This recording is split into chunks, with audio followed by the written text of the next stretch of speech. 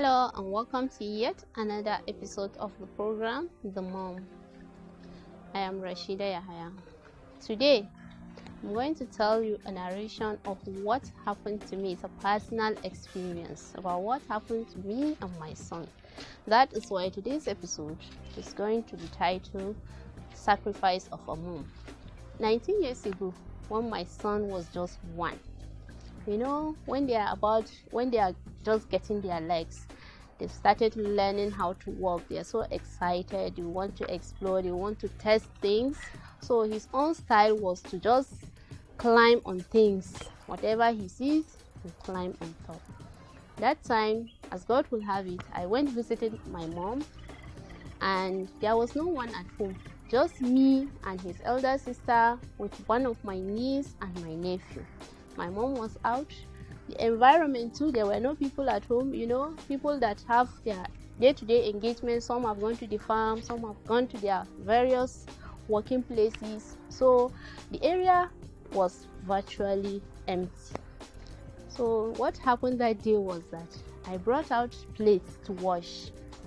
And so I went back inside to carry detergent that I was going to use to wash the plates.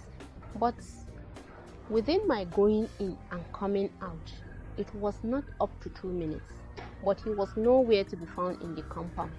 And having known that he's still learning how to walk, that frame of time wouldn't have taken him enough to have met the others outside.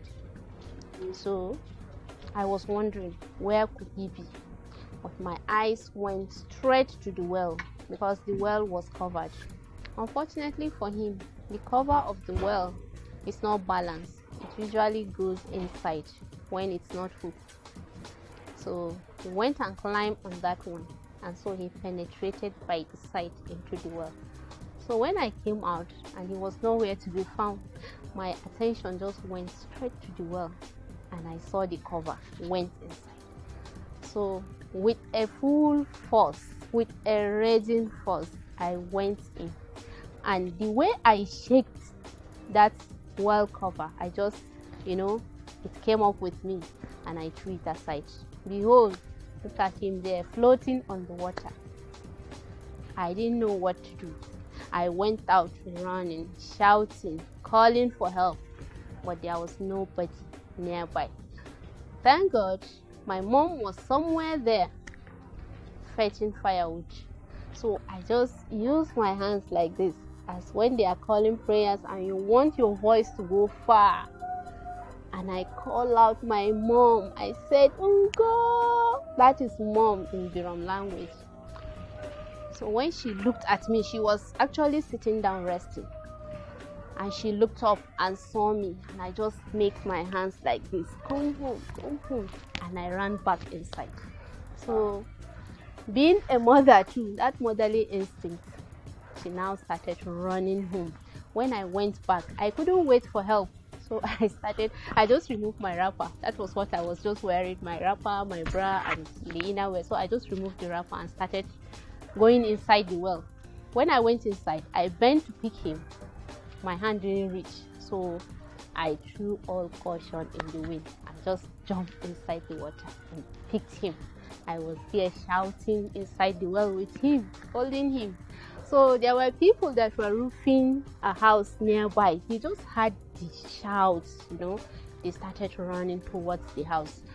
That time, my mom was near, and she was saying, go inside and save them, go and save them. So they now came inside the house and realized it was the sound, the shouting was coming from the well, and they looked inside, and there I was holding my son shouting. So one of the men now came inside, collected the boy outside, and now threw a rope for me, and I started coming up.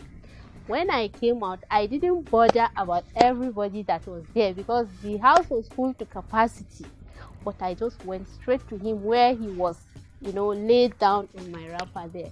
I started crying, shouting. My mom said, no, stop. It seems he's alive. Go and wear your clothes. Let's go to the hospital. So I went and wore my clothes. We took him to the hospital where we spent a day there. He just fainted due to the fear. He was scared. He was so scared. That was why he fainted. So that day, I couldn't sleep, even in the hospital. Each time I close my eyes, I'll just see him floating on that water. So, if not a mom, who will rush down there? I was not bothered about how deep the water is, because had it been it was that deep, we would have all drowned.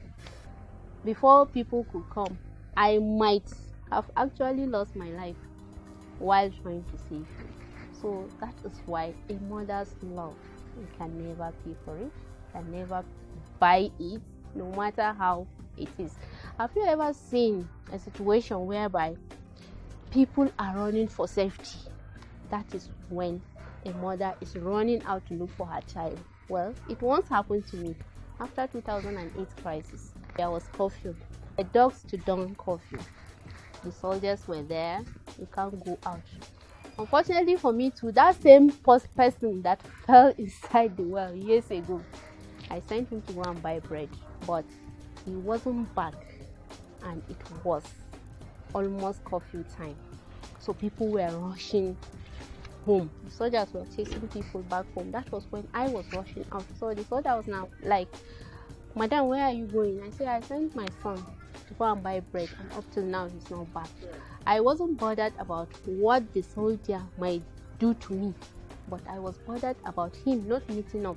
While I was talking with the soldier, I just turned around and here he was coming back home. So that is the ultimate sacrifice of a mother. And back to that well issue, the following day, everybody was like stopping me on the road. "Madam, you mean you actually went into the well? You went inside?" I said yes, because to me, what I felt at that time, I could not wait for help to come, because it sounded like waiting for eternity. So I have to act. That is why it is said, no matter what you do to your mother, you can never ever compensate whatever she has to go through. That is just a little with just one child. Remember, I told you I have 6. So imagine the trouble of having 6 or more than that, or more than 1. The trouble you have to go through raising them up. I do hope today's topic was very interesting to you. It was a story memory lane. I have to go back to memory lane. I'm always emphasizing, don't forget to subscribe to Rasheeda Online TV on YouTube. When you subscribe, each time we upload something new, you get an instant notification. By that, you follow us, you will not miss our interesting episodes. Also, follow us on Twitter at Rasheeda2. Follow us on Instagram, Rasheeda Blogspot, and Facebook, Rasheeda Blogspot. Don't forget to peep into our blog, www.rasheedablogspot.com. Until we come your way next time with another interesting episode. Stay blessed and keep being a mom, a very good one. I am Rasheeda saying bye for now.